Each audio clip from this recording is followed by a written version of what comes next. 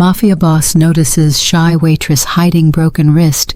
What he did next shocked the entire city. The only thing harder than hiding a fresh broken wrist was hiding it from Matteo Valentino. His reputation was built on noticing the details other people missed.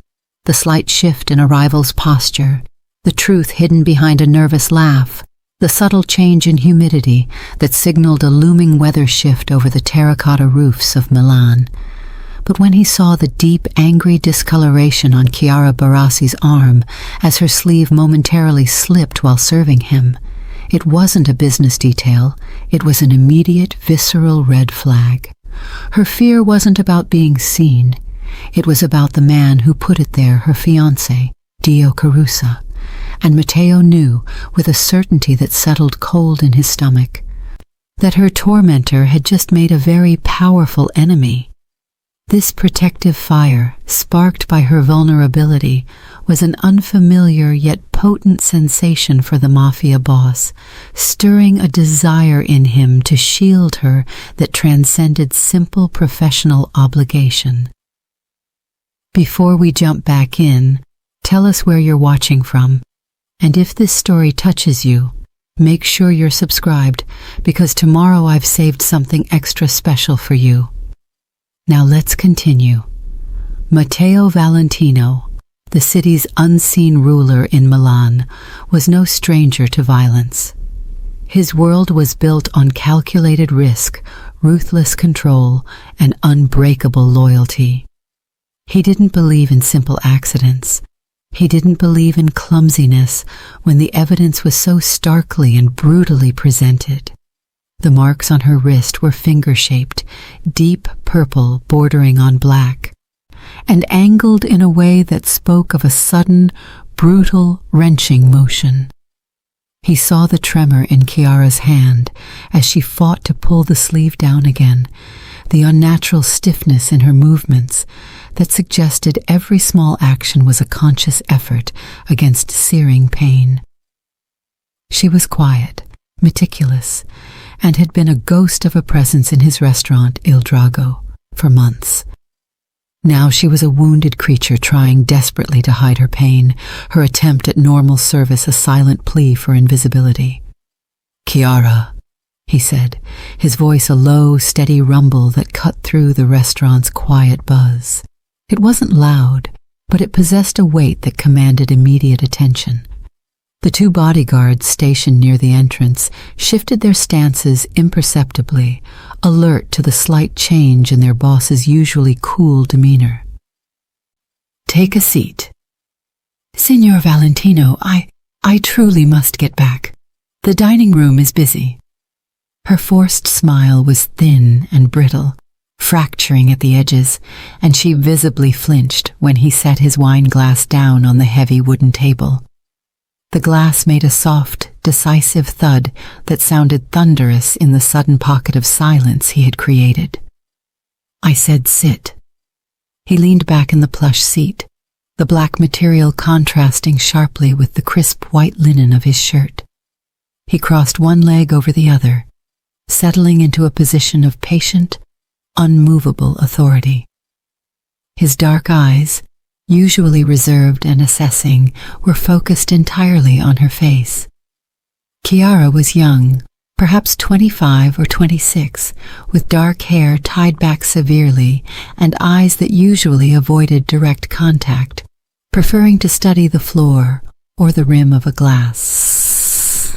She was a professional, praised by the head chef for her quiet efficiency, the kind of employee who melted into the background. But now she was trapped in his sight, exposed. "Please, signor, I assure you it is nothing," she whispered, her voice barely audible over the distant clatter from the service station. She clutched her other hand tight against the injured one, a futile gesture of protection. Matteo remained silent, simply observing her attempt to escape with his unwavering stare. He was giving her space to formulate her lie, but his very presence was an overwhelming pressure. He had learned long ago that silence was the most effective tool for extracting the truth. The subtle scent of the fine Italian leather of his coat and the rich dark notes of his cologne seemed to fill the air around their booth, isolating them from the rest of the world. After perhaps 10 seconds, an eternity under his scrutiny, Chiara finally capitulated, her shoulders slumping in defeat. She eased herself onto the edge of the opposite velvet seat, sitting as if any sudden movement would cause her to shatter. "What happened to your wrist?" he asked again, the question now softer, almost conversational, yet carrying the undeniable weight of a demand. "Nothing, sir. I tripped on the cellar steps yesterday, just clumsy," she insisted, her words rushed and hollow, devoid of any genuine conviction. "There was a box of linens, and I just lost my footing." Matteo's lips barely moved as he spoke, his voice never rising above a cultured murmur. "Clumsy people break glasses, they bruise shins. They do not acquire finger-shaped bruises on both wrists. Nor do they appear this terrified of being honest about them." Her breath hitched. She hadn't realized he had noticed the other wrist.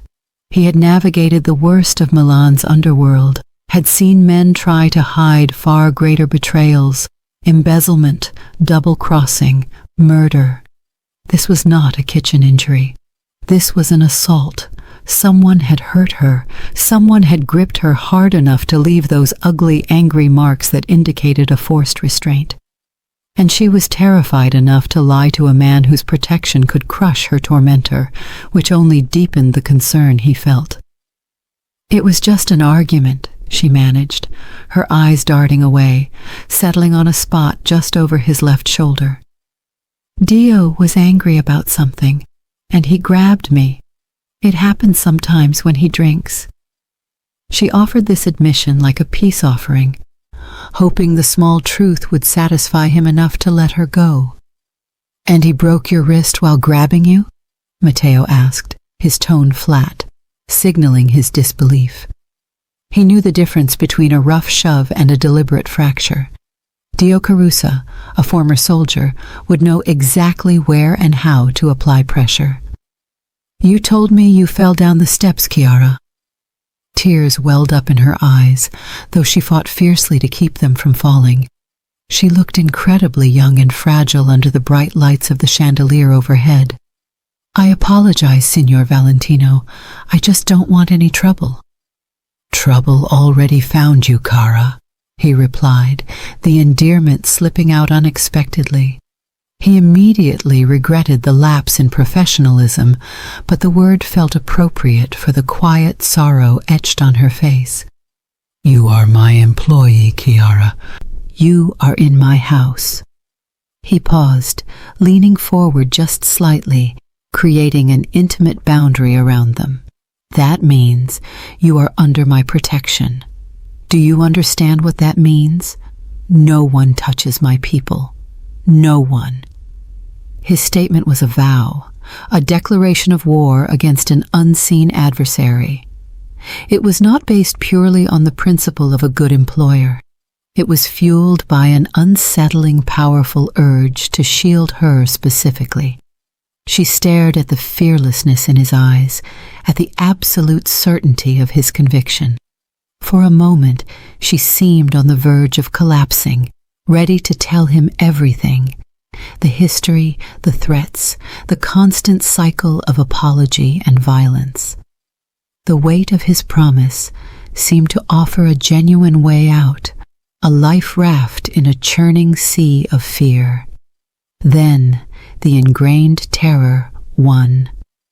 Dio's voice, full of drunken threats and promises of brutal retribution if she ever spoke out, echoed in her mind. Her fiancé's connections, his violent history, they felt more immediate, more real than the promise of a powerful stranger. She stood abruptly. "Thank you for your concern, Signor. I assure you I will be more careful." Her voice was firmer this time, driven by panic. "I truly must return to my duties now." And then she fled, vanishing toward the kitchen, disappearing through the heavy oak door with the speed of a startled bird. Matteo sat in the quiet booth, his drink untouched, The image of those bruises and the fear in her eyes burned into his memory. He didn't need her to confirm the full story. He already knew. The raw, instinctive need to investigate further, to secure her safety, felt like a commitment he'd made not just as her employer, but as something far more personal. The image of her fragile form and the silent distress she carried was an irritant he could not tolerate. Matteo dismissed the man he'd called and sat for several minutes, the elegant noise of the upscale restaurant fading into background static. He was the owner, the man everyone feared, yet his focus remained fixed solely on the terrified retreat of a waitress. He signaled his security chief, Luca, with a barely perceptible nod, ordering another glass of water. The movement was a distraction.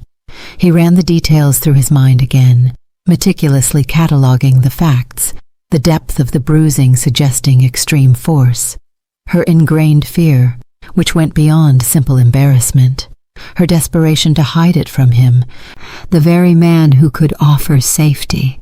This wasn't a one-time incident or a relationship rough patch.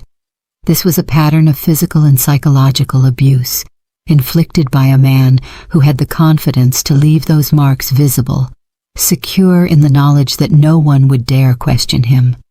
He had observed Chiara for months, noting her quiet competence, the way she treated even the most demanding patrons with calm respect, her movements precise and graceful before the injury. He'd often caught himself watching her across the room, an unusual habit for a man whose mind was typically reserved for power moves and financial logistics, the expansion of his empire, or the subtle intimidation of rivals. He realized now that this mild, almost unnoticed interest had just exploded into a fierce, protective necessity. He needed to ensure her safety, and he needed to know the full depth of the danger Dio Carusa presented. Matteo thought of Dio, the abusive fiancé. The title itself, fiancé, suggested the abuse was ongoing, the promise of marriage acting as a cruel form of leverage and entrapment. Dio had the power of commitment over her, a dark legal tether that made Chiara's situation immediately more complex than if he were merely an old acquaintance, a former soldier. That explained the physical capability to inflict such an injury, and possibly the connections to the underworld or bureaucratic silence that protected him. He finished his glass of water, the ice clinking softly. The decision was already made. It was irreversible, and it would involve resources, time, and risk that most people wouldn't justify for a simple waitress. But for Matteo, it was non-negotiable.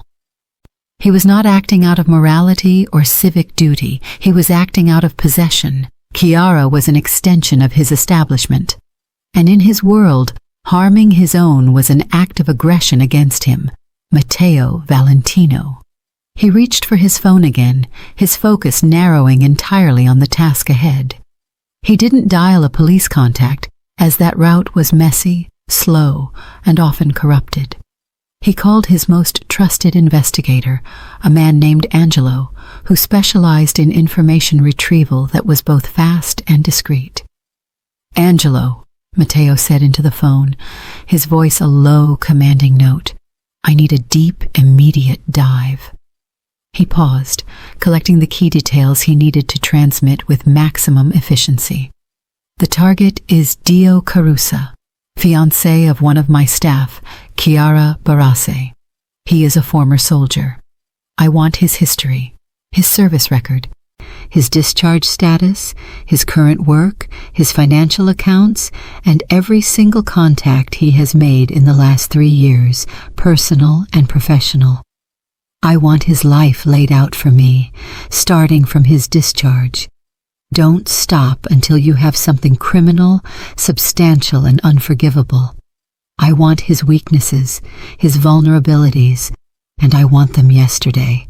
This is priority alpha." He hung up without waiting for a reply. The investigation was underway. The gears of his vast clandestine network were turning, directed entirely at dismantling the life of one man who had dared to hurt someone under Matteo's roof. He stood up, adjusted his cuff, and walked out of the restaurant, leaving the comfort of the Il Drago to return to the shadows of his office, where he could truly begin the meticulous planning of Dio Carusa's downfall. He knew this would be a slow, quiet, precise execution, not of a person, but of a life.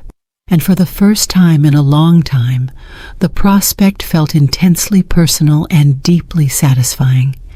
He would ensure that Chiara was free, regardless of the cost to Dio or to himself. The protection he promised was about to become a devastating reality.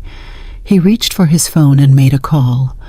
"I need everything you have on Dio Carusa, Chiara Barasse's fiancé, the former soldier. I want his life laid out for me, starting from his discharge." The cold, decisive command hung in the silent office. Matteo did not wait for Angelo's confirmation. He simply dropped the secure device onto the polished surface of his desk. He walked to the window, overlooking the sweeping nighttime panorama of Milan, but his mind was not on the glittering city lights. It was entirely fixed on the slight figure of Chiara Barasse and the dark, angry bruises she carried. His immediate priority was twofold: extraction and intelligence. Chiara was a liability while she remained in her current environment, vulnerable to Dio's explosive temper and further violence. She had to be moved. The investigation into Dio Carusa would begin immediately, but the physical shield needed to be erected first. Matteo walked back to his desk and initiated another call, this time to the estate manager of one of his less-used properties, a small, discreet villa nestled outside the city limits, secured and staffed, yet private enough to avoid drawing unnecessary attention. He issued curt, precise instructions: prepare the villa for a long-term guest, ensure the staff understood the need for absolute discretion, and provide everything necessary for comfort and recovery. He specifically mandated no contact with the outside world, no unscheduled visitors, and a 24-hour security perimeter manned by two of his most trusted, silent operatives. He knew Chiara would resist. She was fiercely independent and clearly terrified of accepting aid from a man like him. Her fear was not just of Dio, but of the unpredictable power Matteo represented. She feared exchanging one cage for another. This realization tempered his immediate urge to simply command her movement. He had to appeal to her survival, not his authority. He returned to Il Drago later that night, after the last of the patrons had departed, and only the quiet sounds of the cleanup crew remained. He found Chiara in the staff locker room, struggling to pull her jacket over her broken wrist. The pain was evident in the sharp intake of her breath. "Still clumsy, Chiara." Matteo's voice was low, betraying none of the internal tension he felt. She jumped, spinning around to face him, her eyes wide with startled fear. She hadn't expected him to be here, not after the confrontation hours earlier. "Signor Valentino," she whispered, clutching the jacket tight. "I was just leaving." "You are not leaving," he stated, walking further into the small, sterile room. "You are moving, effective immediately." Her defiance surfaced instantly, fueled by fright. "I cannot. I have duties, signor, and I must return to my home." "Your home is a place where a man who claims to love you breaks your bones," Matteo countered, his voice losing its softness, gaining an edge of steel. "You can tell me the rest of the lies on the drive. I know the name, Dio Carusa. I know he is a former soldier with a temper. I know this is not the first time. I also know that if you go back tonight, you won't be back for work tomorrow, not with 2 broken arms." He had stripped away all her defenses with brutal efficiency, The color drained from her face, leaving her skin pale and translucent under the fluorescent lights. She finally let go of the jacket, her shoulders dropping in complete surrender. Tears, which she had fiercely held back earlier, now tracked silent paths down her cheeks. He is my fiancé," she managed, the title tasting like ash on her tongue. "We are supposed to be married." Matteo took one measured step toward her, closing the distance but still respecting her personal space. That piece of paper means nothing when one party uses his hands to destroy the other. "Tell me, Chiara, how did it happen?" She took a shaky breath, the fear finally giving way to the exhaustion of hiding. "It was Saturday night. He was drinking. He'd been asking me about money, my savings. Where I kept them, he said he needed to invest in a business opportunity with some of his old contacts. I told him no. I told him I needed it for us, for the wedding, to start a real home." Her voice cracked. "He didn't like being refused. He started shouting, calling me useless. I tried to walk away, to go to the spare room. He caught me by the wrist and yanked me back. He hit the wall, not me, but my arm twisted under the force." She pointed a shaky finger at the ugly, swelling wrist. "That's when it broke. He said if I told anyone, he'd make sure I disappeared. He said his friends would ensure no one would ever find me." Matteo listened, his expression hardening with every detail. He knew Dio Carusa's character intimately now, even without Angelo's report. He was a violent former soldier, accustomed to authority and control, known for his explosive temper and physical intimidation. The mention of old contacts and business opportunities only affirmed Matteo's suspicion of a deeper criminal element. Dio wasn't just an abusive man. He was a dangerous, manipulative problem. "His threats are empty noise, Chiara," Matteo said, his voice a low, soothing counterpoint to her rising panic. "But the action is not. Your arm is broken. You need medical attention, and you need distance. Now. I have arranged everything." She shook her head, terrified. "I can't just go with you. Where would I go? I don't know you, Signor Valentino, not outside of this place. I know what they say about you. I can't exchange one kind of danger for another." She was worried if he was helpful or harmful, struggling to trust anyone after living in fear for so long. "You have lived with danger, Chiara. You have lived with a ticking clock," Matteo stated, his gaze meeting hers with intense seriousness. "I am offering silence, security, and distance. I am not asking you to join my organization, nor am I asking for anything in return except your safety. You will be taken to a secure location where Dio cannot reach you, where you can heal. The address will be known only to me and my most trusted man." He stepped closer, raising his hand slowly, careful not to alarm her. His fingers grazed her uninjured shoulder, a fleeting, almost electric touch that offered comfort without demanding intimacy. "I vow, Chiara Barase, that you are under my protection now. You will be safe. No one will hurt you again." He noticed the precise color of her eyes, a deep, rich brown, the delicate trembling of her hand near the broken wrist, and the enormous, suffocating weight of fear she carried. The intensity of the protective fire inside him deepened. The weight of his promise felt different, more urgent, more personal than any business vow he'd ever made. He felt a profound sense of responsibility for this silent, strong woman who had been struggling alone. "We need to get you to a doctor who asks no questions. Then you disappear," he concluded. "Trust me, Chiara, just for this one night. Trust me to fix this." She searched his eyes, reading the unwavering focus and the cold certainty that replaced any hint of malice.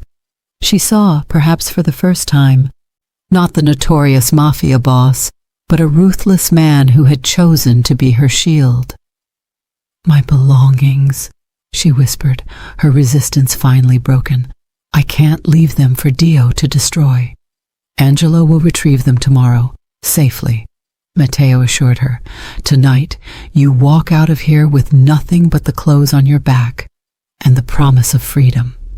Matteo directed her toward the rear exit, signaling to one of his waiting drivers. As they stepped out into the cool Milan night, the first stage of her rescue was complete. The second, dismantling Dio Carusa's entire life, was already well underway. Chiara Barassi, broken and terrified, was now irrevocably bound to Matteo Valentino. Chiara Barassi, broken and terrified, was now irrevocably bound to Matteo Valentino. Matteo did not wait for dawn. The efficiency of his organization was a point of pride, built on instantaneous reaction and absolute confidentiality. His private medical team arrived discreetly at the temporary secure location, a sprawling, well-appointed medical suite at a property he used strictly for sensitive matters, a place known only to a handful of people and managed by those whose loyalty was beyond question. The team confirmed the diagnosis: a clean fracture of the wrist requiring immediate immobilization and pain management. The doctor, a man who understood confidentiality was more valuable than gold, set the cast and instructed Chiara on her recovery, asking no questions about the cause of the injury. Throughout the procedure, Matteo remained nearby, maintaining a measured distance, but his presence was a palpable, heavy assurance of safety. He observed her through the open doorway of the treatment room, noting the way she flinched at sudden movements, even the gentle touch of the nurse, a stark reminder of the trauma she had endured. Her quiet endurance impressed him. She bit back sounds of pain, embodying a resilience he respected deeply. Once Chiara was settled, safe, and sedated by the medication, Matteo left her under the vigilant watch of a small, trusted security detail. He returned to his central office where Angelo, his chief investigator, was waiting. The speed of Angelo's work was legendary. He had already compiled the initial data set on Dio Carusa within hours of Matteo's call, leveraging a network that bypassed normal official channels entirely. "It's a textbook profile, Signor Valentino," Angelo began, laying 3 thick binders on the desk. The binders were labeled with color-coded tabs detailing various aspects of Dio's life. "He's a former military officer, dishonorably discharged 3 years ago for severe conduct violations that were buried under bureaucracy. The official report cites insubordination and misuse of resources. The unofficial details point to excessive force and siphoning supplies for personal profit while stationed overseas." Matteo waved a hand dismissively at the discharge papers. "That's noise. Everyone has noise. What does he do now? How does he sustain the lifestyle of a man who breaks his fiancée's bones? Abuse of power rarely stops when the uniform comes off." Angelo flipped to the next section, titled Financial Overview. Officially, he works in security consultancy, running a small firm that barely breaks even on paper. Unofficially, he is running small but profitable operations out of a warehouse in the industrial zone near Linate. He leverages his military connections, old comrades who now work in logistics and customs, to facilitate movements of untaxed goods. Alcohol, specific electronics, and sometimes the heavier items. "The heavier items," Matteo repeated, his voice dangerously soft, the sound barely disturbing the silence of the large room. He knew exactly what that implied in the Milanese underworld.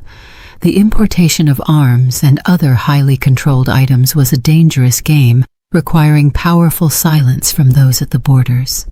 "Weapons smuggling, signor," Angelo confirmed, his voice grave. "Nothing major. Mostly restricted tactical gear and arms, selling to small, volatile groups outside of the city. But the real issue is how he pays the influential people who keep customs looking the other way. He is paying them not just with money, but with favors involving desperate people. The implications settled in the air: human trafficking. Dio Caruso was using his position and connections to facilitate the movement of undocumented workers, exploiting their desperation for protection and passage. This was not a side hustle. This was a fundamental violation of every line Matteo respected, even in his own dark world. This was pure exploitation of the vulnerable, a practice Matteo considered unforgivable. Dio had crossed a line that ensured his complete destruction. Matteo stood, walking to the panoramic window. The protective fire he felt for Chiara transformed into something far colder and sharper, precise, focused rage. His plan of action crystallized immediately. He wouldn't simply arrange for Dio's arrest, which would be messy, and allow the former soldier a chance to negotiate or retaliate, potentially dragging Chiara's name through a public investigation.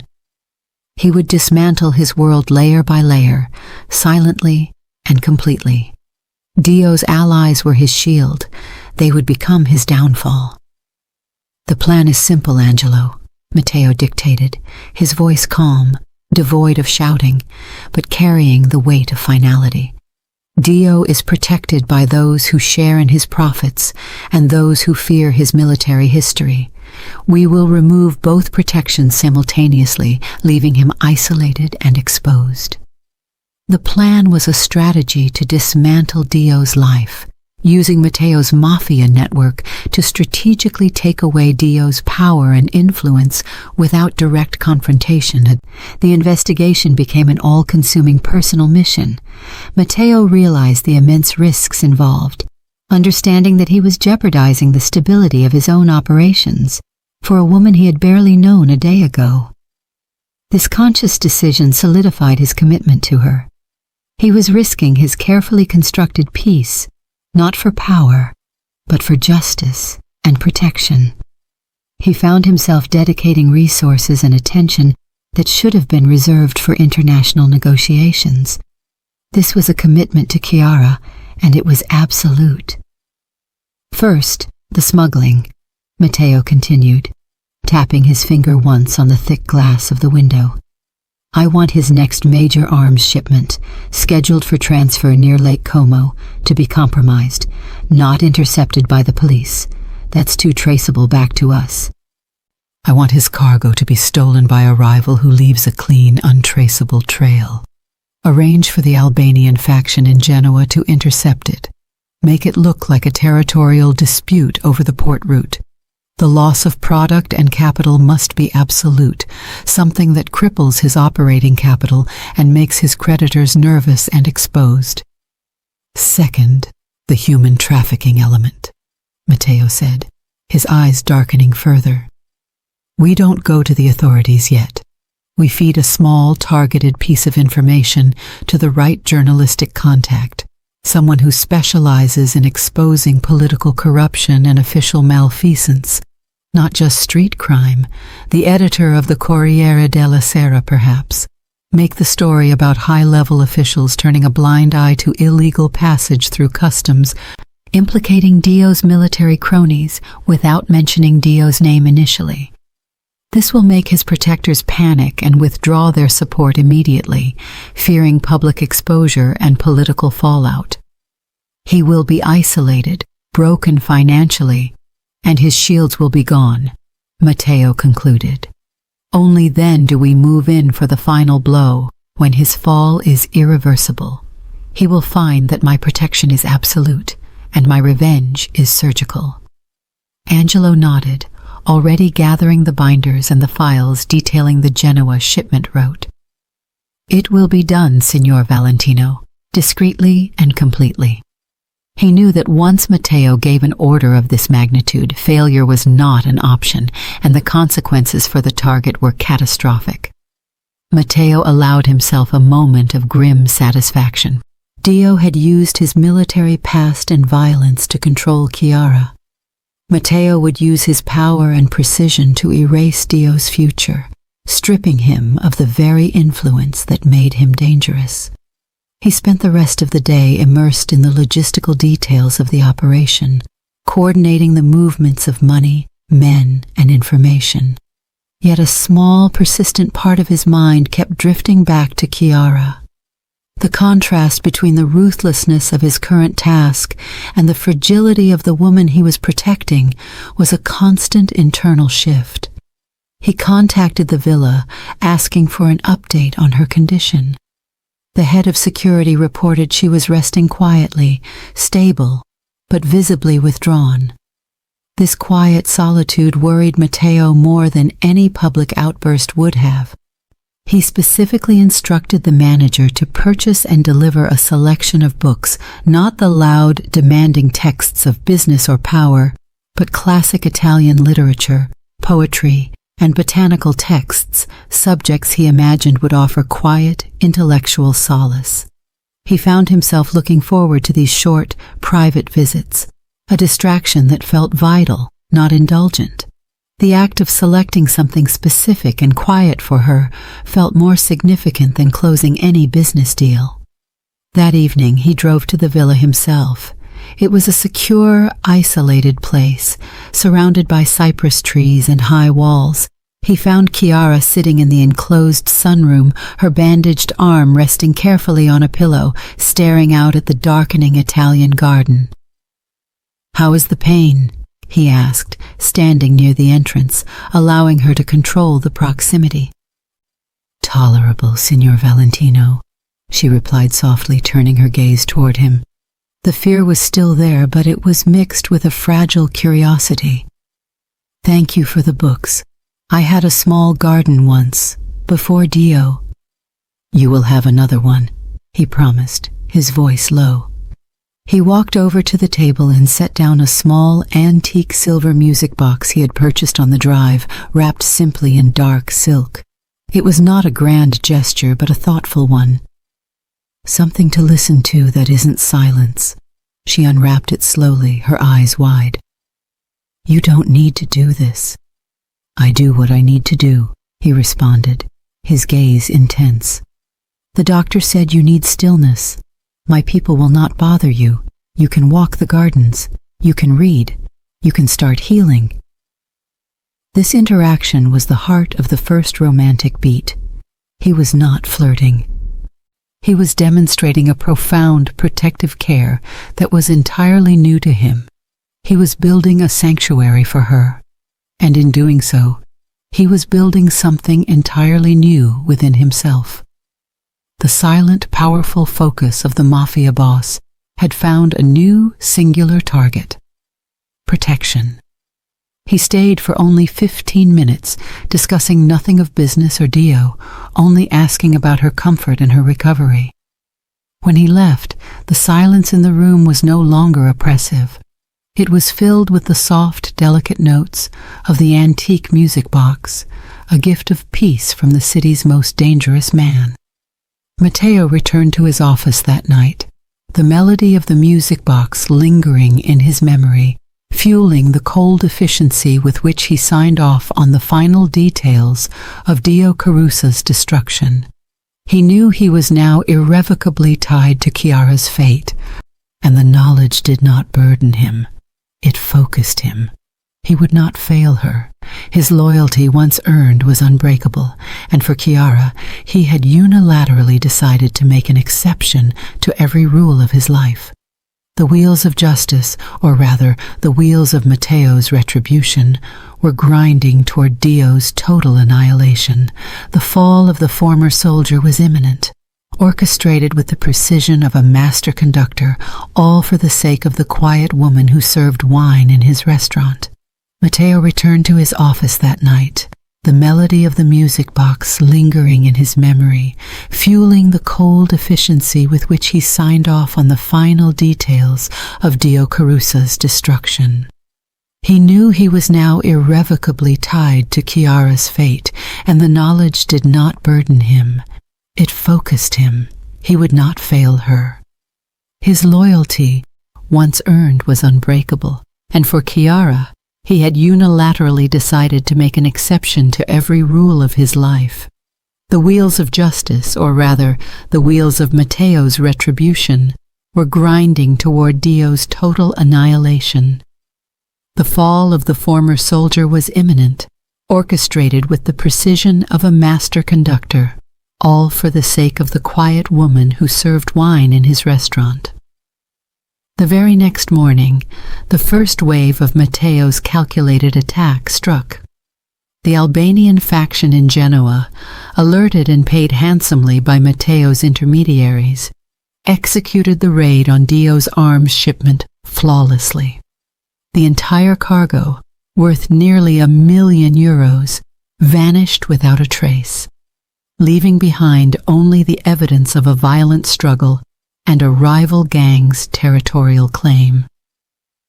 Dio Carusa, still unaware that the unseen hand of Matteo was the true orchestrator, was immediately plunged into a crisis. His initial reaction, reported by Matteo's surveillance team, was a predictable, explosive display of rage directed at his subordinates. His focus shifted entirely to recouping the loss, desperately trying to calm the enraged customs officials and criminal contacts who were suddenly demanding payment for goods they never received. Matteo's investigation had revealed how Dio had used his military past and underworld connections to manipulate people. He did not lead through respect, but through financial coercion and the psychological leverage of his training. His entire operation was built on layers of threats, where the fear of his physical violence was simply another form of currency. He manipulated not only those who worked under him, but also the powerful figures who should have held him accountable, exploiting their greed and their own small secrets to ensure his immunity. The loss of the shipment was designed to strip away the foundation of his confidence. The second wave followed within 48 hours. A respected, politically focused journalist fed a highly credible and specific tip about customs corruption involving illegal human passage, published an explosive exposé. The article meticulously detailed how senior military and customs officials were being bribed to ignore the movement of vulnerable individuals, painting a picture of systemic official failure. Though Dio Carusa was never mentioned, the article destroyed the credibility of his primary protectors. The high-level military allies who once shielded him now scattered, fearing Senate inquiries and public disgrace. Dio's calls to his powerful contacts went unanswered. The silence on the other end of the line, a confirmation that his powerful shields had evaporated. Despite the external action, Chiara remained in a state of deep anxiety at the secluded villa.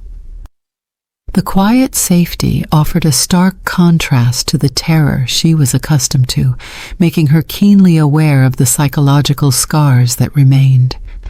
She knew the power of Dio's vengeance, and the speed and ruthlessness with which Matteo was acting only intensified her fear of retribution.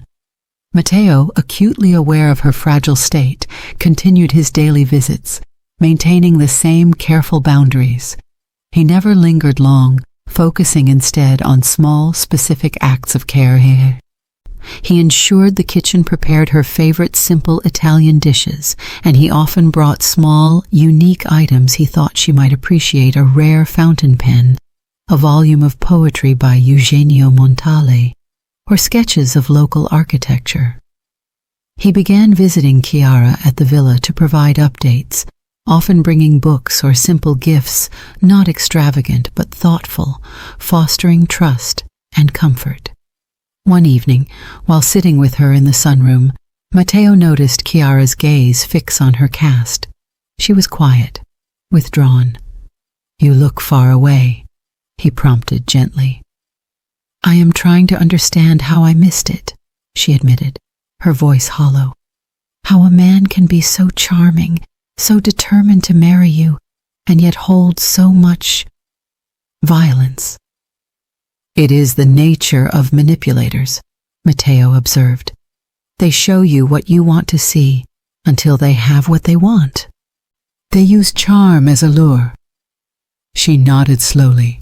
Then, with quiet determination, she shared the memory, needing to excise it into the safety of the secure room. The abuse hadn't begun with a punch or a fractured bone. It began with a withdrawal of warmth. Chiara met Dio Carusa shortly after his discharge from the military. He was confident, well-dressed, and possessed an intense charisma that made her feel seen and valued. He spoke of ambition, loyalty, and his plans to build a legitimate security empire. He was a whirlwind of energy and passion, sweeping her off her feet with grand promises and expensive dates.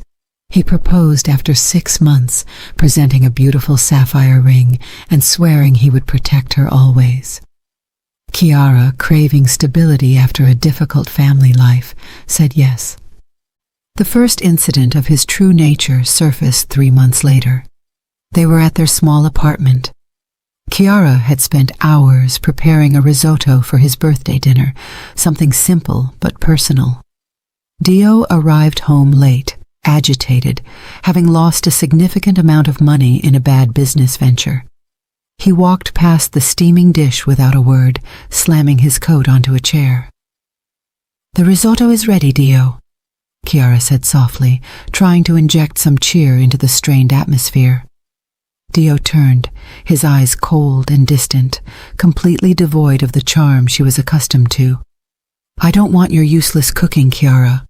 I need silence. I need solutions." "I am sorry about the business," she began, approaching him carefully. "But shouting won't help. We can talk about it." He recoiled from her touch, the sudden, sharp movement shocking her. "Talk? What do you know about solutions? You are a waitress. You spend your life handing wine to men richer than you, smiling and nodding. You are useless to me in a crisis." His words, delivered with chilling contempt, were far more painful than any physical blow. They weren't about the business. They were a deliberate attack on her self-worth. He spent the rest of the evening ignoring her, drinking steadily, treating her like an inconvenient piece of furniture. She cried herself to sleep on the sofa, feeling utterly worthless. The next morning, he returned to his charming self, apologized lavishly, blamed the stress, and swore it would never happen again. The verbal abuse became frequent, a tool to control her. He would criticize her clothes, her job, her friends, eroding her confidence until she began to isolate herself, making him the only source of her validation. The first physical abuse came 6 months later, after she questioned his growing secrecy and his frequent unexplained absences. "Where were you tonight, Dio?" she asked, her voice trembling but firm. "It is 3 in the morning." He cornered her against the kitchen counter, his face inches from hers, his breath smelling of stale smoke and whiskey. His physical presence, usually reassuring, was suddenly monstrous. "You don't question me," he hissed, the polite veneer completely gone. "You don't ask about my business. Your job is to support me, not interrogate me." When she tried to push past him, he grabbed her by the arm, his fingers digging into her flesh with brutal force, twisting her wrist until she screamed. "You belong to me. Chiara, remember that. You don't have a life outside of what I allow." He didn't break her bone that night, but he left deep, ugly, purple bruises. The next day he bought her flowers, swore he lost control, and begged her forgiveness. She stayed, believing the charismatic man she loved was still buried beneath the anger, believing his promises that he needed her to keep him stable. But from that night on, the abuse became a calculated cycle of violence, followed by contrition, followed by financial control, until she was too terrified and too psychologically broken to leave. The day he broke her wrist was simply the inevitable conclusion of that cycle. She finished the story, her voice barely a tremor. Matteo remained silent for a long moment, processing the chilling precision of Dio's manipulation. "He used control," Matteo stated finally, his voice devoid of pity, filled instead with understanding. He didn't want a fiancé. He wanted a subordinate, Your stability and quiet strength were threats to him, so he broke them down piece by piece. I know I shouldn't have stayed, she whispered, looking down at her cast. You stayed because he systematically removed your ability to choose, Matteo corrected firmly. You survived. That is the only thing that matters now. Matteo's methodical approach to dealing with Dio shocked his closest associates. He didn't act out of rage, but with calm, calculated steps to ensure that Dio's downfall was inevitable. He understood the psychological damage Dio inflicted, and this informed his every move. He needed to destroy Dio's reputation completely, ensuring not only that he was incarcerated, but that he was powerless forever. He then pulled out a thin file. Dio has been frantically trying to secure a massive personal loan. He's liquidating assets, trying to patch the hole left by the Genoa shipment. Tomorrow, his last remaining wealthy investor, a property developer named Santoro, will pull his investment. Santoro will do this because he will learn that Dio's primary protection is gone, and he is a risk to their legitimate business. Will he know it was you? Chiara asked, her eyes searching his. He will know the world is turning against him. He will not know the hand that turns it, Matteo assured her. By the end of the week, he will be financially and politically ruined. The cage is closing, Chiara, and it is entirely irreversible. Matteo's dedication to this silent, careful destruction was a deep testament to his commitment. He was focused on dismantling not just the criminal, but the abuser, with cold efficiency. For Chiara, this measured, relentless power, deployed entirely for her sake, was slowly beginning to feel less like a threat and more like the only reliable foundation she had ever known. She realized then that by associating with Matteo, she hadn't brought more danger into her life. She had finally acquired the only protection powerful enough to stand against it. The systematic dismantling of Dio Carusa's world began to produce the desired effect, paralyzing desperation. The former soldier was a man built on rigid structure and the belief that his power was absolute. Removing the foundations of his wealth and influence shattered his composure completely. After the theft of his arms shipment in Genoa, and the public humiliation of his corrupt military contacts in the press, Dio was financially broken and politically isolated.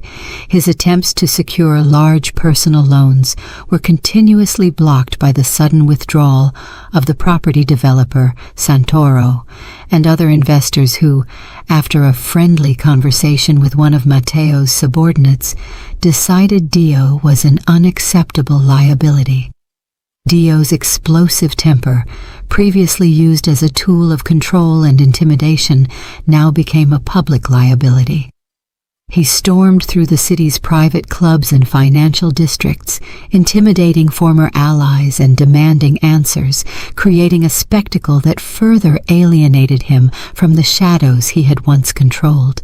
His paranoia was reaching a fever pitch. He genuinely believed he was being targeted by his old military rivals, never suspecting the quiet, precise hand of Matteo Valentino. Matteo's plan reached its critical juncture when Dio, in a frantic, irrational attempt to locate Chiara, returned to Il Drago, convinced she was the source of his misfortune. He believed if he could simply recapture her, he could regain control of his narrative and stop the bleeding. Matteo, who was alerted the moment Dio's car crossed the exclusion zone around the restaurant, was waiting for him. The confrontation took place in the restaurant's most exclusive private dining room, reserved for high-stakes business dealings. The room was dark, lit only by a pair of flickering candles placed on a large mahogany table. The air was heavy with the scent of aged leather and fear. Dio entered, propelled by two of Matteo's men, who then silently withdrew. His movements were jagged, his expensive suit rumpled, and his face was a portrait of fury and sleepless paranoia.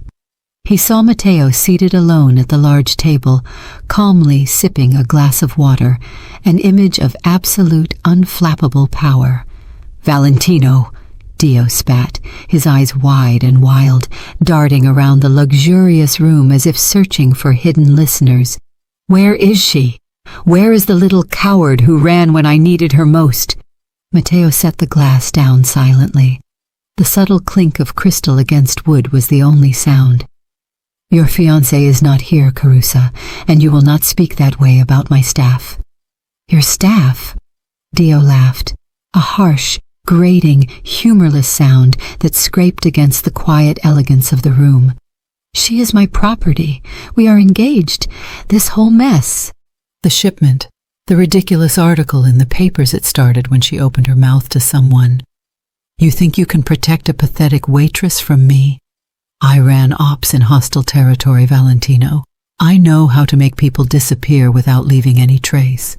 He pounded his fist on the table, making the candles flicker violently. Dio underestimated Matteo completely, dismissing him as just another gangster who dealt in territorial disputes and simple theft. He could not comprehend the systematic, calculated power of Matteo's network. "You are a criminal who sells expensive wine and talks to bankers, Matteo. I was a soldier who handled real power, who issued life and death commands. Your little threats mean nothing to me. Hand her over, or I promise you, I will make your establishment a very public casualty of my revenge. I'll burn this place to the ground." Matteo leaned forward, his voice maintaining its steady, lethal calm. The contrast between Dio's chaotic frenzy and Matteo's cold control was absolute. "You talk about control, Carusa. Look around you. You are sitting in my establishment. You walked past my men to get here. You are completely alone. No one answered your calls yesterday. No one will answer them today." Matteo paused, letting the reality sink in. "In the last 3 days, you have lost your revenue stream, your political protection, and your financial security. You are screaming threats at a man who systematically destroyed your life without ever leaving this chair. You did not lose a shipment, Dio. You were sacrificed. Your friends abandoned you because you became too dangerous to their own security. The moment you touched what was mine, you became disposable." Dio's face went from enraged red to a ghastly white. The swagger vanished, replaced by the crushing, terrifying realization that he was dealing with an enemy far beyond his scope. His chest heaved as he struggled to breathe, the air thick with the understanding of his total ruin. He was no longer a threat. He was a cornered animal waiting for the final clean shot. "You touched my person, Dio," Matteo concluded, rising slowly to his full height. His physical movement was economical, yet it filled the room. "You laid a hand on someone under my roof and assumed your petty threats and old loyalties would protect you. They did not. You have no resources, no protection, and no future in this city. Leave this place. If you ever come near Il Drago, near Chiara, or near anyone I consider mine, you will face a swift and fatal reckoning that will not be neat. Do you understand the scope of what I'm telling you?" Dio backed away, his hands shaking uncontrollably, his last vestige of military bravado utterly shattered. He knew a genuine promise of death when he heard it, and this one was delivered by the judge, jury, and executioner all at once. He turned and stumbled out of the room, fleeing the restaurant and the city in a state of terror. Matteo did not linger. He ensured that Dio was escorted not out of the building, but out of the city limits entirely, with a clear, permanent understanding of the consequences of returning. Then he drove directly back to the villa, the need to see Chiara, an urgent, quiet demand. The confrontation had been necessary, but the lingering toxicity of Dio's presence demanded purification. He found her in the private library exactly as before, wrapped in a blanket, trying to focus on the botanical texts he had provided.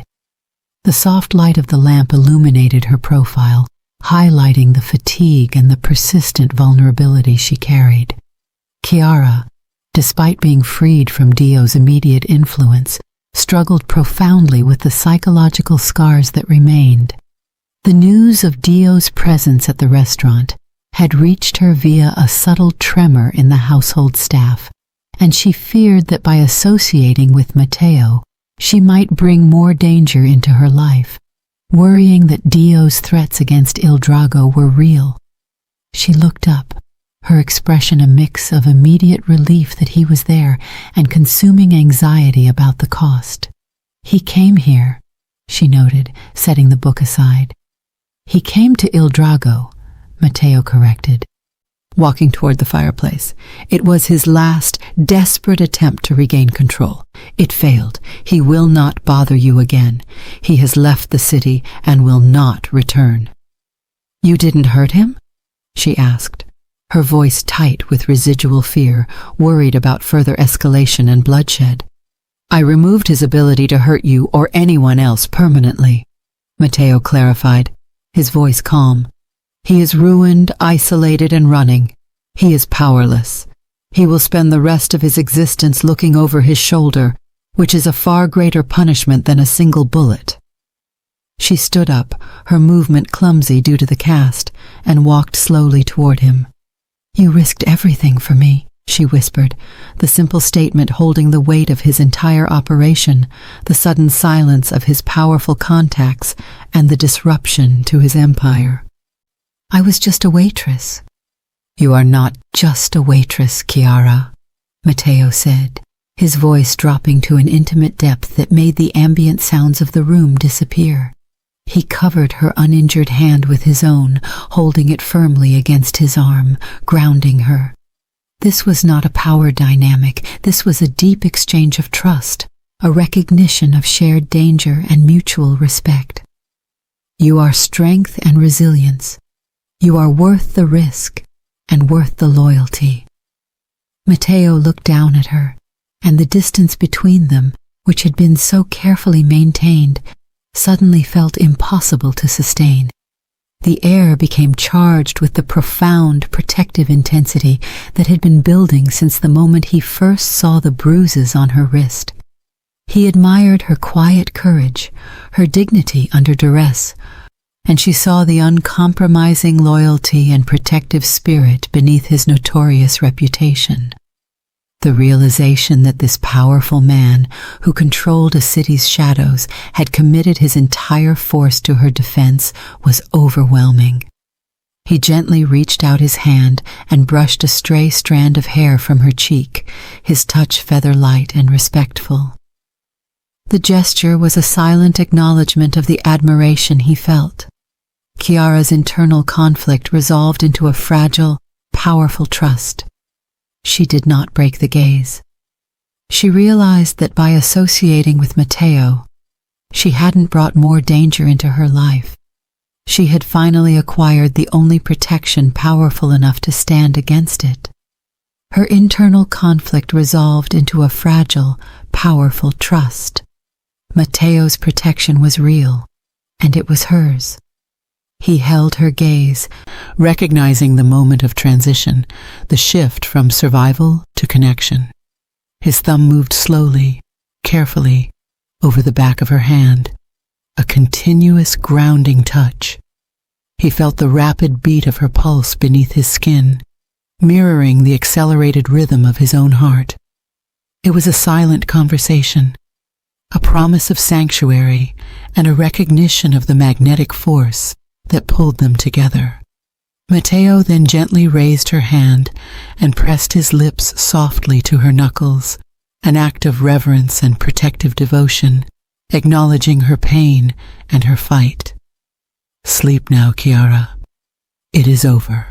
She nodded, her eyes glistening with unshed tears, not of fear, but of overwhelming relief and gratitude. She held his gaze for a long moment, then slowly withdrew her hand.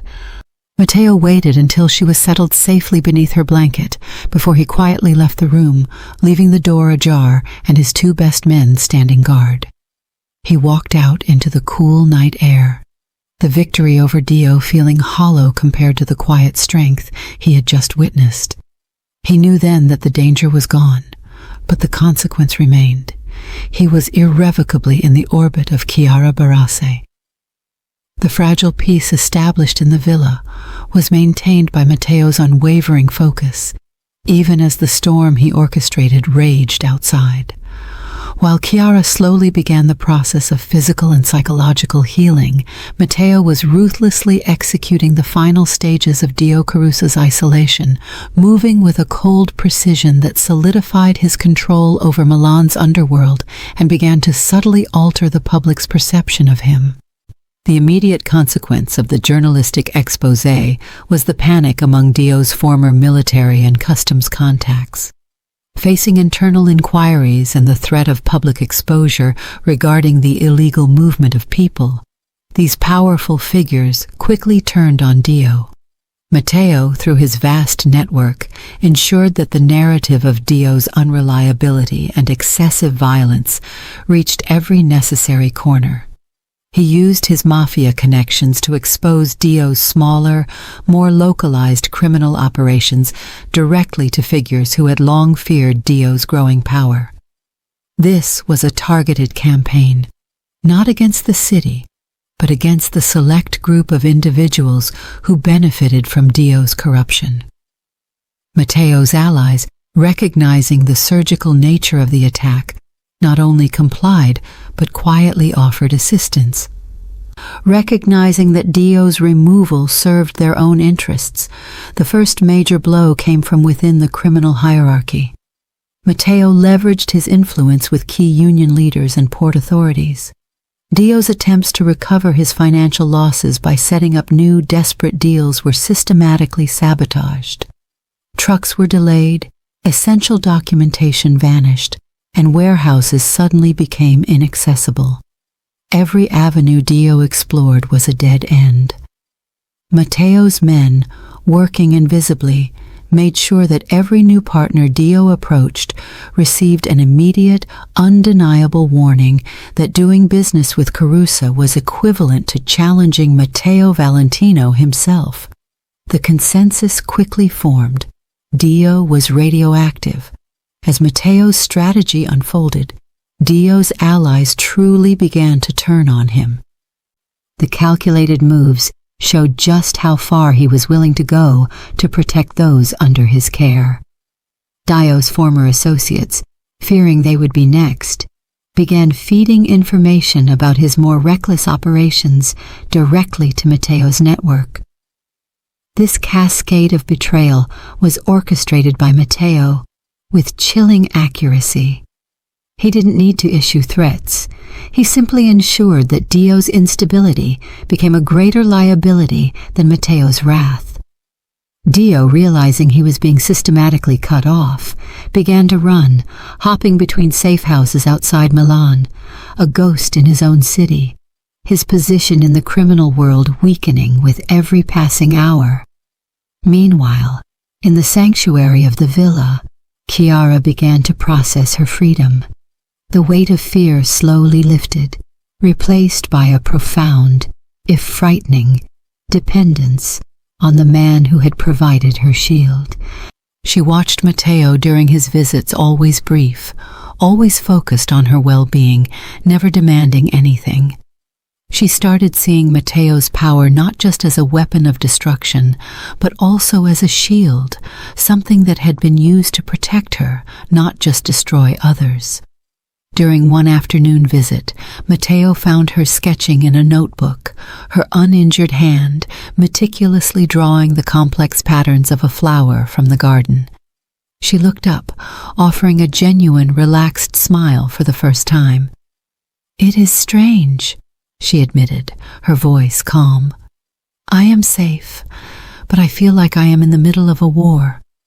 "You are safe because the war is happening elsewhere," Matteo replied, standing by the door. "And it is ending." "Did you have to do this?" she asked, her eyes searching his, needing to understand the cost of her freedom. "I did," he confirmed, without hesitation or self-justification. He chose to challenge me by harming someone under my care. That choice has absolute consequences." She studied the fierce, unyielding loyalty in his eyes. It was a loyalty she had never experienced. Dio had demanded subservience, not allegiance. In that moment, she saw the true cost and commitment of his protection. The reluctant attraction she felt was no longer born of desperation, but of witnessing his ethical code, however dark, applied purely for her benefit. This shift in perspective was the beginning of her true healing. She began to see the man beneath the reputation, the thoughtful provider of books, the unyielding protector, a man whose word, once given, was an inescapable, powerful force. Her trust in him solidified, evolving into a quiet but profound respect that bordered on adoration. She knew she was not just grateful. She was profoundly, irrevocably tied to him. The disappearance of Dio Caruso was not a sudden spectacle. It was a slow, deliberate poisoning of his legacy, orchestrated by Matteo Valentino with the patience of a seasoned chemist. Within 2 weeks of his forced flight from Milan, the effects of Matteo's calculated moves began to ripple through the city, creating an unprecedented shift in power dynamics and public narrative. Matteo's manipulation of Dio's network was meticulous. The initial journalistic exposé had only implicated high-level customs officials, creating a necessary panic. Now, the second phase of the information campaign began. Targeted leaks, sourced from the frantic testimonies of Dio's former criminal partners, began to trickle into the hands of investigators and tabloid journalists. These leaks painted a vivid picture of Dio Caruso, not merely as a failed soldier, but as a dangerous, volatile criminal who specialized in exploiting the desperate and betraying his own kind. The media frenzy that ensued was unprecedented. Dio's name was dragged through the mud, his reputation destroyed, and his connections with powerful people unraveled in real time. The focus was not on grand mafia wars, which Milan was accustomed to, but on the shocking vulnerability of key government figures who had associated with a known trafficker and arms smuggler. Dio became the poster child for deep-seated corruption and moral decay. The public, horrified by the details of the human trafficking scheme and the betrayal of military oaths, demanded answers and accountability. The story was not just one of crime, it was one of weakness. Matteo ensured that every published article highlighted Dio's instability, his financial desperation, and his eventual collapse due to reckless mismanagement, never mentioning the broken wrist or the waitress who served as the catalyst. This strategy was crucial. It protected Chiara's identity and solidified the perception that Dio was an amateur who collapsed under his own hubris, successfully masking Matteo's direct involvement. Matteo, while remaining completely invisible to the public eye, used the chaos to silently strengthen his own position. The fallout allowed him to seamlessly absorb Dio's abandoned assets and contacts, expanding his influence in logistics and trade routes with minimal resistance. Rivals were too busy dealing with the sudden investigations into their own affairs to notice Matteo's quiet territorial expansion. In the protected serenity of the villa, Chiara witnessed the unraveling of her tormentor through the carefully filtered news summaries Matteo provided. She was safe, healing, and growing stronger, both physically and emotionally. The weight of fear slowly lifted from her shoulders, replaced by a quiet awe and a deep, complex sense of gratitude toward the man who had orchestrated this freedom. She still struggled with the trauma of the past, the memories of Dio's psychological abuse and manipulation recurring in silent moments. But the knowledge that he was utterly powerless gave her the space to breathe and heal. Matteo's visits continued, maintaining their non-intrusive routine. He brought her small items that encouraged her independence, art supplies for sketching the sprawling gardens, books that explored Italian history, and most importantly, simple, factual updates on Dio's lack of relevance. He treated her with a dignified respect that slowly began to reforge her self-worth, which Dio had systematically destroyed. One afternoon, Chiara stood by the pool, watching the sunlight shimmer on the water. Matteo joined her, observing her quiet moment of contemplation. "You look different today," he noted.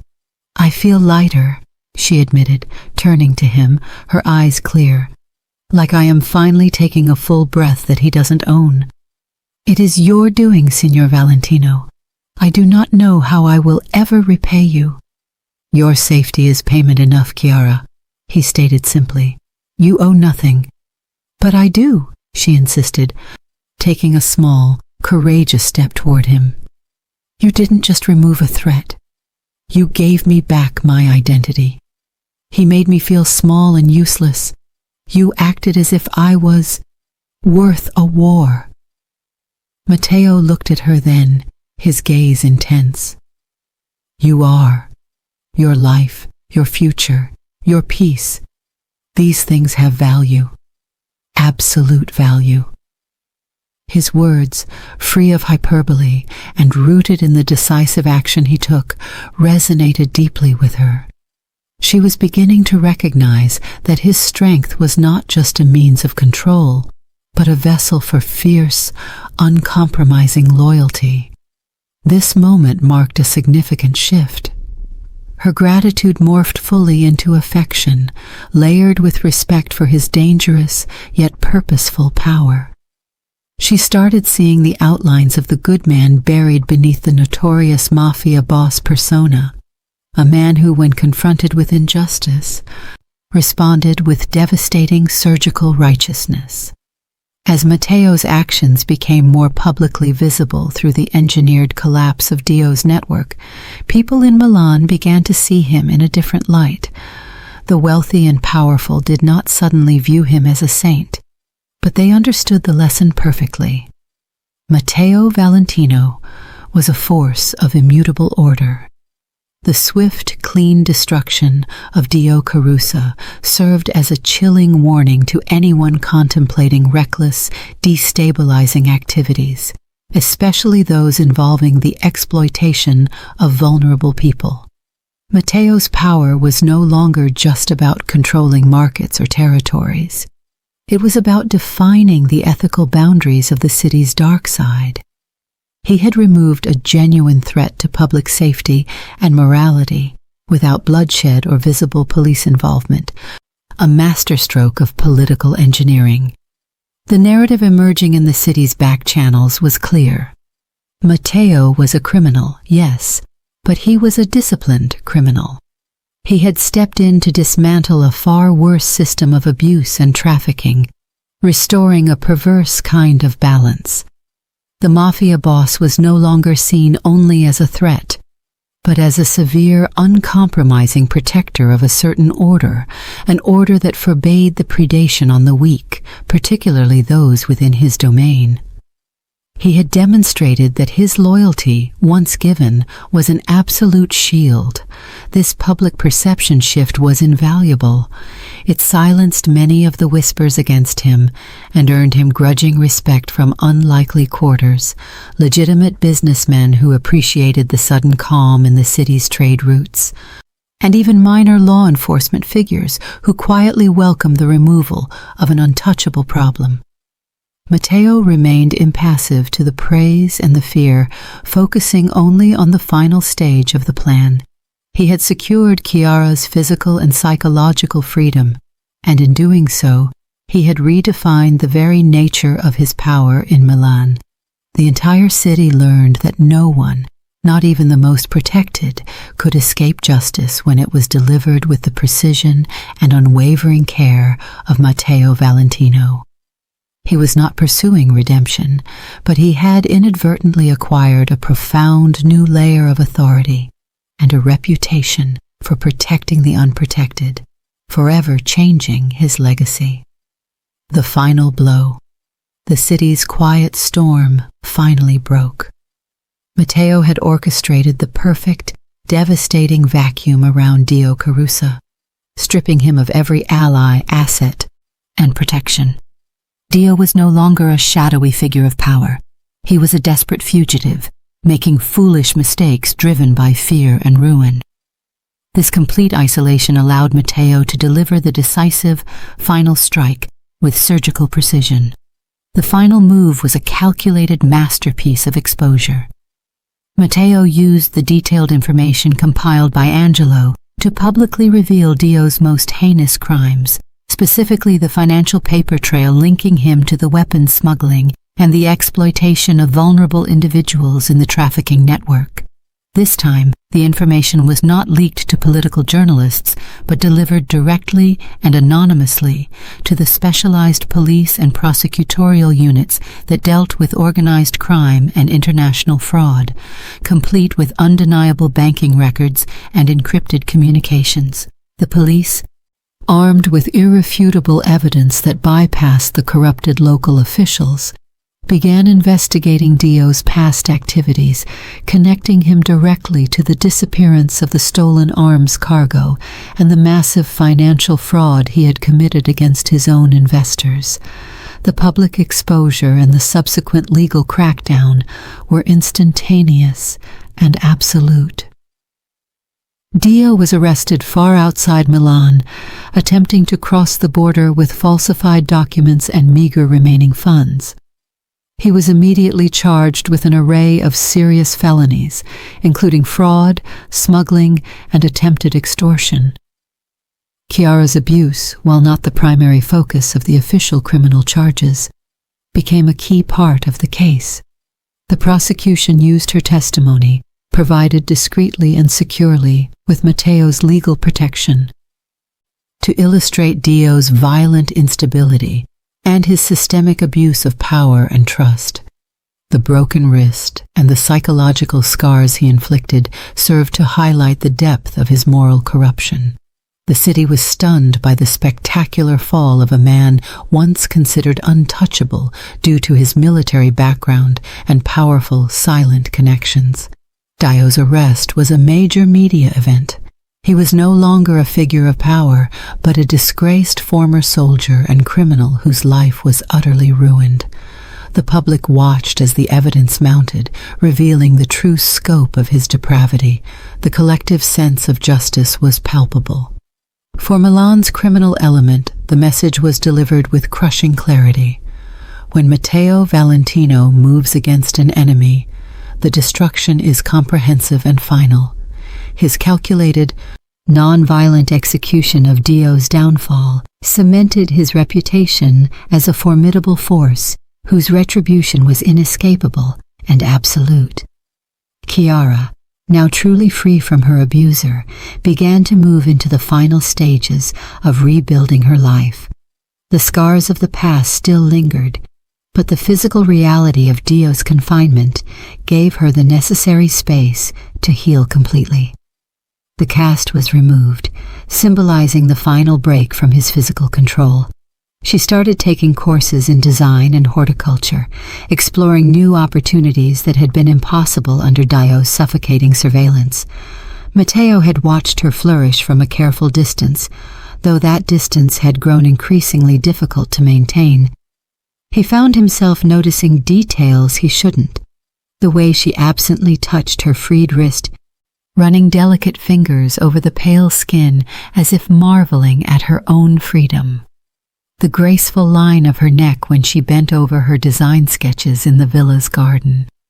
The soft, genuine laugh that had slowly emerged as the weeks passed, a sound that did something unexpected to his chest. He had saved many people in his career, protected countless assets. None of them had ever made him linger in doorways just to observe them in unguarded moments. Matteo, while maintaining his distance, ensured her environment remained perfectly secure. His role in her life evolved from protector to something far more complex and essential. He did not ask her to stay in the villa, offering her the freedom to choose her next step. The evening he came to discuss her future, Chiara had just emerged from the villa's pool, a new habit she'd developed. Her wet hair clung to her shoulders, and the thin robe she'd pulled on did little to hide the droplets of water tracing paths down her collarbone, disappearing beneath the silk. She didn't miss the way his eyes followed one particular drop before he forced his gaze away, his jaw tightening almost imperceptibly. A small, secret thrill ran through her at that tiny crack in his legendary control. "You are free to go anywhere, Chiara," he told her, his voice perhaps slightly rougher than usual. They stood in the villa's study, the golden evening light casting long shadows between them. "You have the resources, the privacy, and the security to begin a new life in any city you choose." She moved closer, close enough to catch the scent of his cologne, something dark and expensive that she'd unconsciously begun to associate with safety. "With desire." Chiara met his gaze, her dark eyes clear and steady. "I do not need to run anymore, Signor Valentino. I need to live, and I have grown accustomed to the safety of this city. Matteo," she added softly, daring to use his given name for the first time. "I think we are past such formalities, don't you?" She watched his hands, those capable, dangerous hands that had never once hurt her, flex once at his sides. The air between them felt charged, electric with unspoken possibilities. "Chiara." Her name on his lips was a low rumble that she felt as much as heard. He didn't move closer, but she sensed the restraint it cost him. "You should be certain. This city. I am not a simple man. My world is not." He trailed off, leaving the warning unspoken but clear. "I know exactly what your world is," she interrupted, emboldened by something awakening in her, something Dio had tried to crush, but Matteo had unknowingly nurtured back to life. "I know what you are. Perhaps I know better than anyone." She took another step forward. Now they were close enough that she could see the slight dilation of his pupils, the almost imperceptible quickening of his breath. "And perhaps," she continued, her voice dropping to an intimate murmur, "that is precisely why I choose to stay." For a long moment, Matteo studied her with an intensity that would have terrified her months ago. Now it sent heat pooling low in her belly. His hand rose slowly, giving her every opportunity to retreat before his fingers brushed her cheek with surprising gentleness. "You are playing a dangerous game, Piccola," he murmured, his thumb tracing her lower lip. "Then perhaps," she breathed, her lips parting slightly beneath his touch, "you should teach me the rules." The corner of his mouth curved in a slow, predatory smile that promised everything and nothing. "Another time," he said, though his hand lingered a moment longer before he stepped back, restoring the careful distance between them. "When you are completely certain this is what you want, when there is no shadow of the past influencing your choices." The ache of disappointment surprised her with its intensity, but so did the warm promise in his eyes. "I will wait," he told her, his voice like dark velvet. "But know this, Chiara, when you truly decide you want me, there will be no more distance between us, no more restraint." The words were a promise and a warning, sending a shiver of anticipation down her spine. Her acceptance of Milan as her home, the heart of Matteo's own empire, was a quiet statement of profound trust. She no longer saw the city as a dangerous web, but as a place held firm by the strong hand of the man who saved her. The unspoken bond between them was a steady, quiet force, rooted in shared danger and immense respectful admiration. And now, threading through it all, was the unmistakable pull of desire, patient, inevitable, and absolutely electric. She knew he had not just saved her, but entirely remade her world, and in doing so, He had become the most important presence in her life, and perhaps when she was fully whole again, he would become something even more. A new beginning 6 months later. The villa's grand reopening was scheduled for a warm evening in late September, when the gardens would be at their absolute peak.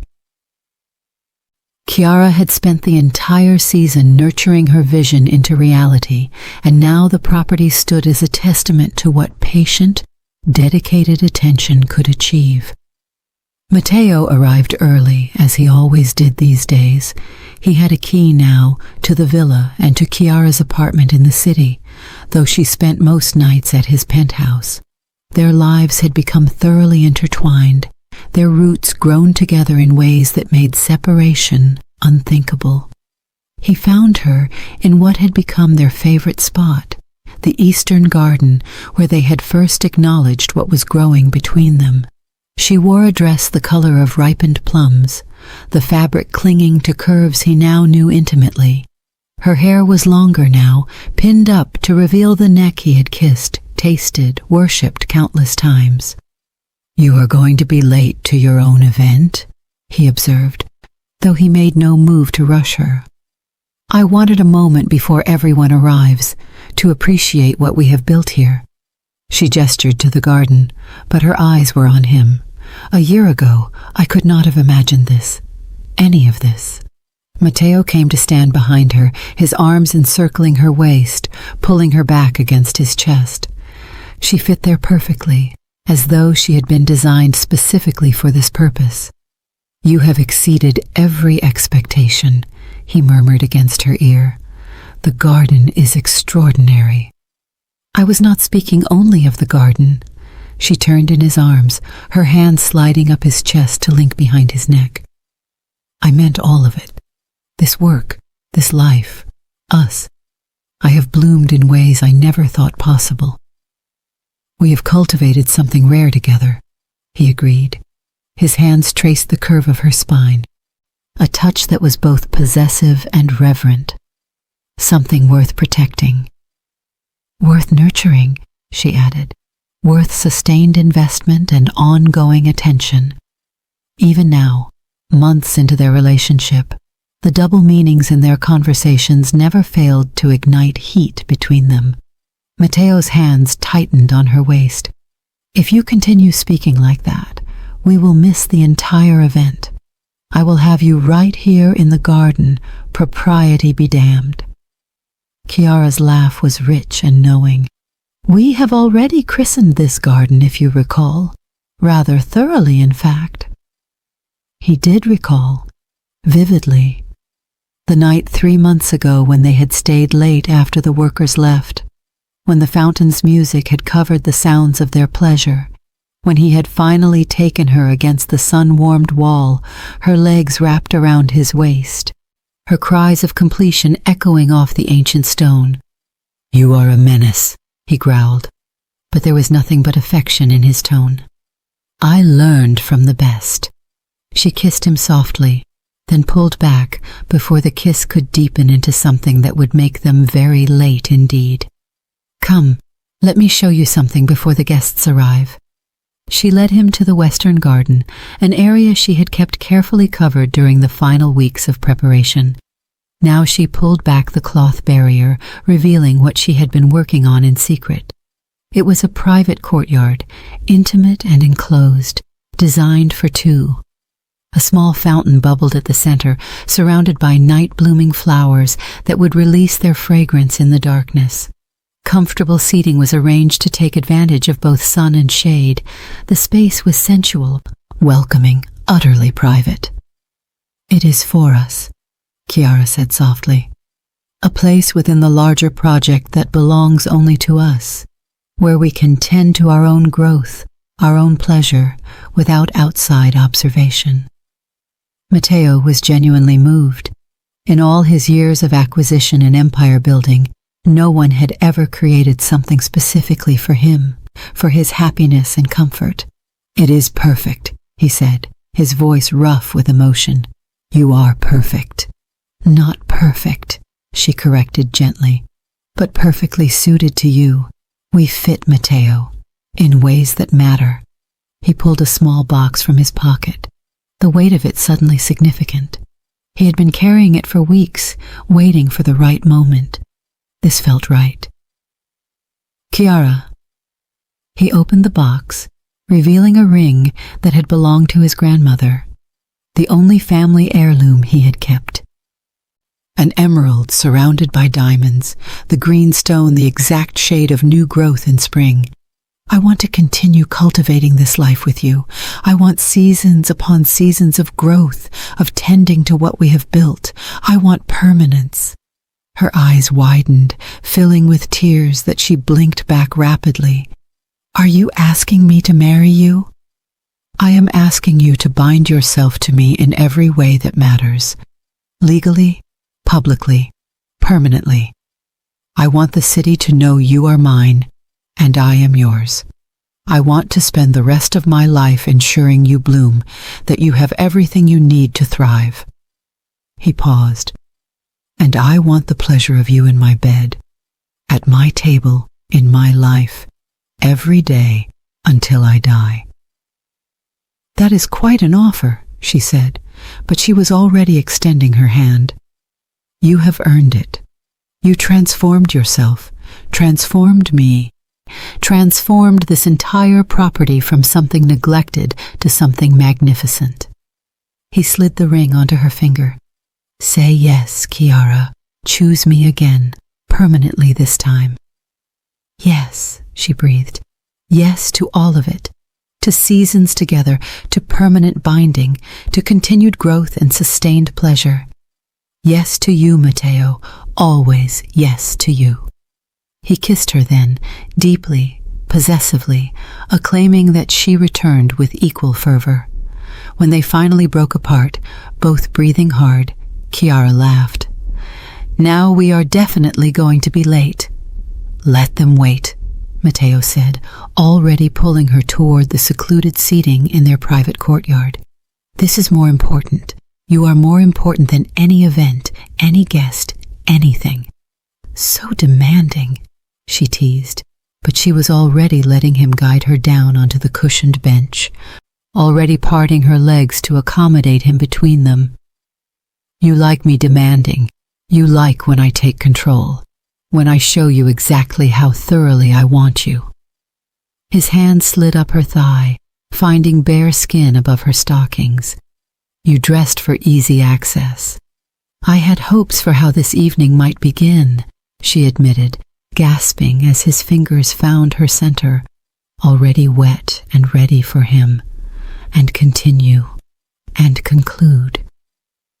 Then let me satisfy those hopes, he murmured against her throat. Let me show you again how well we perform together, how perfectly we fit. The event did start late, nearly an hour delayed, and when Matteo and Chiara finally emerged from the western garden, flushed and thoroughly satisfied, Elena took one look at them and smiled knowingly. You are engaged, she said immediately, spotting the ring on Chiara's finger. We are, Chiara confirmed, unable to stop smiling. Finally, Angelo added, appearing beside Elena. I told Matteo months ago he should secure you properly. A woman of your talents should not be left unbound. He has bound me quite thoroughly, Chiara said, and only Matteo caught the deeper meaning in her words, the reference to an hour ago, when he had done exactly that with her own silk scarf, rendering her beautifully helpless as he brought her to completion again and again. The knowing heat in his eyes told her he remembered every detail. The evening was a triumph. Guests wandered the gardens, marveling at the transformation. Wine flowed, food was abundant, and music drifted through the warm air. But Matteo and Chiara remained always aware of each other, hands touching frequently, eyes meeting across the crowd with private knowledge. As the night deepened, they slipped away again, this time to the fountain where their courtship had truly begun. The water sang in the darkness, and the garden surrounded them with the fragrance of full bloom. Happy, Matteo asked, pulling her into his arms. Extraordinarily, Chiara confirmed. A year ago I was broken, damaged, certain I would never feel safe again, never feel desire again. And now I have all of this, the work I love, the home I have made, and you, especially you. You gave me something I did not know I needed, Matteo said. You made me want a life beyond work and strategy. You made me want partnership, companionship, pleasure. You made me want to build something that cannot be measured in profit or power. What can it be measured in? Happiness, he said simply. Satisfaction. The deep contentment of knowing I will wake beside you every morning and sleep with you in my arms every night. That we will continue to grow together, to cultivate our life with the same patience and dedication you showed this garden. And the same passion, Chiara added. Do not forget the passion. Never, he promised. I will tend to your passion every day, ensure it is nurtured and satisfied, and allowed to flourish. She kissed him, and in that kiss was everything they had built together: trust and desire, patience and passion, careful cultivation and wild growth. Around them, the garden whispered its approval, the fountain sang its joy, and the night-blooming flowers released their intoxicating fragrance. They had both been damaged in different ways, both scarred and cautious, but together they had created something beautiful, something abundant and thriving. They had restored each other the way Chiara had restored the garden, with patient attention and dedicated care. And now they would reap the rewards of that careful cultivation for the rest of their lives. Take me home, Chiara murmured against his lips. I want to celebrate properly, privately, in our bed. Our bed, Matteo repeated, loving the sound of it. Our home, our life, our future. All of it ours, she agreed, fully mature and ready for ongoing harvest. He laughed and swept her into his arms, carrying her toward the car while she laughed in delight. Behind them, the villa stood restored and magnificent, a testament to what could be achieved when two damaged souls found each other and decided to grow together. It was, they both agreed, the most successful cultivation either of them had ever attempted. And it was only the beginning of their abundant, thriving, deeply satisfying life together. Thank you for staying with me until the very end of this incredible journey. If this story touched your heart, wait until you see what's coming next. It's even more powerful and inspiring than you can imagine, so don't go anywhere. Click on that video showing on your screen right now to dive into another amazing story that will absolutely blow your mind. Trust me, you won't regret it.